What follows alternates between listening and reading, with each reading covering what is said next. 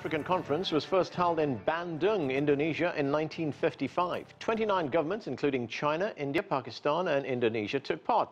The conference addressed peace and security and offered a collective voice against colonialism. Their commitment to such inter-regional cooperation became known as the Bandung Spirit.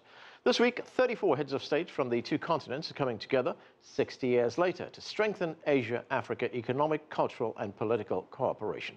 For the latest, we cross now to CCTV's reporter Andy Saputra, who is in Jakarta covering the conference. And Andy, the conference is opening. What kind of proceedings are we seeing there? That's right. The 60th commemoration of the Asian-African Conference kicks off with a ministerial level meeting today in Jakarta, where the representatives from 77 countries all across Asia and Africa have come together, and there they've discussed all the details and all the nitty-gritty, if you like, to be then presented to the heads of states. As you mentioned, 34 heads of states. They will join them tomorrow, coming in at the kickoff of the commemoration. Now, what they've discussed has covered a lot of sectors here, from anti-terror, from security, up to economic cooperation. Now, the challenges here from the ministers, what I heard and what they told me is that the challenges here is how to make the 1955 Bandung Conference and make it relevant in 2015.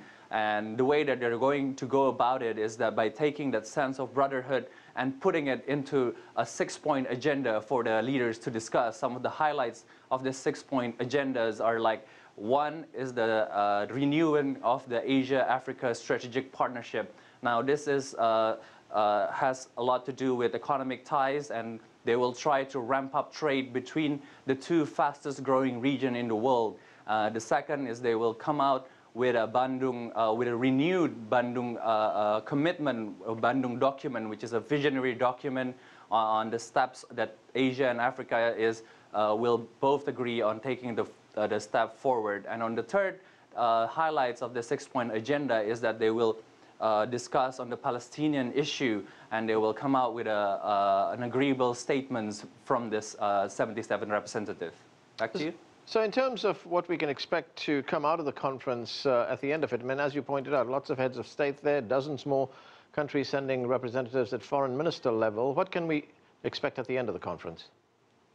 Well, we can expect 3 documents that's going to come out. This is the aim from the Indonesian government, that they will come out. This conference will result in 3 important documents. The Bandung document, which is the visionary document, as I mentioned, is on how to determine the path that Asia and Africa and their cooperation in the future. The second one is the reinvigoration of this trade between the two fastest growing regions in the world. And the third is a statement, an agreeable statement on the Palestinian issue. And what they're aiming for is a 2-state solution to the Palestinian conflict here. And aside from the main conference, there are a lot of side events concerning with private sectors from Africa and Asia. And this is what the government is trying to boost, is trying to make this 60-year-old sense of brotherhood, to revoke the 60-year-old sense of brotherhood and putting it into real-life results, such as in business deals between companies in Asia and in Africa. Thanks, Andy. That's CCTV's Andy Saputra reporting from Jakarta.